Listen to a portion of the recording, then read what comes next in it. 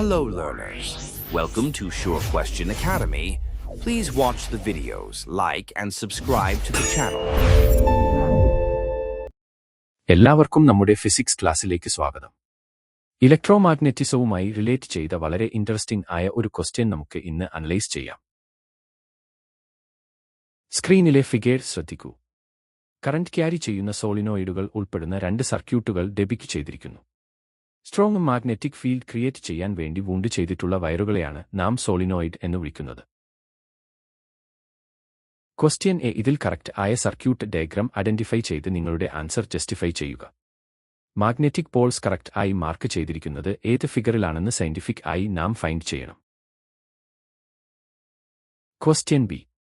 Current carry ചെയ്യുന്ന സോളിനോയിഡിന്റെ magnetic strength increase ചെയ്യാനുള്ള ഏതെങ്കിലും രണ്ട് മെത്തേഡ് സജസ്റ്റ് ചെയ്യുക. ഈ ഇലക്ട്രോമാഗ്നറ്റിന്റെ പവർ എങ്ങനെ കൂട്ടാമെന്ന് ഒന്ന് തിങ്ക് ചെയ്തു നോക്കൂ. നമുക്ക് ഇതിന്റെ ആൻസർ ഓരോന്നായി കണ്ടുപിടിക്കാം. പാർട്ട് എയുടെ ആൻസർ നോക്കാം. ബാറ്ററിയിൽ നിന്നുള്ള കറന്റ് ഡയറക്ഷൻ ശ്രദ്ധിച്ചാൽ ഇതിലെ കറക്റ്റ് ഫിഗർ ബി ആണെന്ന് മനസ്സിലാക്കാം.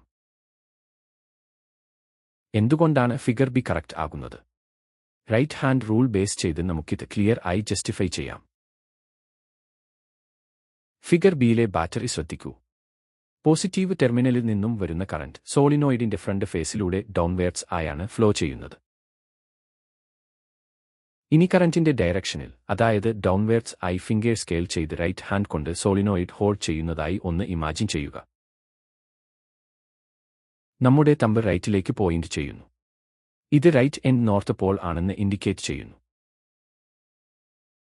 അതുകൊണ്ട് ഓപ്പോസിറ്റ് ആയ ലെഫ്റ്റ് എൻഡ് സൗത്ത് പോൾ ആയിരിക്കും. ഇത് ഫിഗർ ബിയുമായി പെർഫെക്റ്റ് ആയി മാച്ച് ചെയ്യുന്നു. വളരെ നന്നായി കംപ്ലീറ്റ് ചെയ്തു. ഇനി പാർട്ട് ബി നോക്കാം.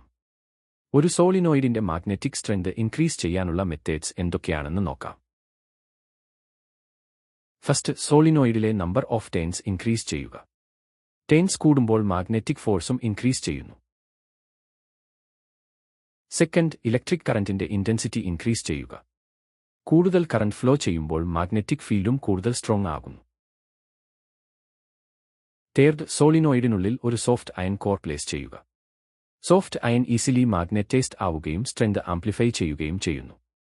എക്സാമിന് ഇതിൽ ഏതെങ്കിലും 2 പോയിന്റ്സ് എഴുതിയാൽ മതിയാകും.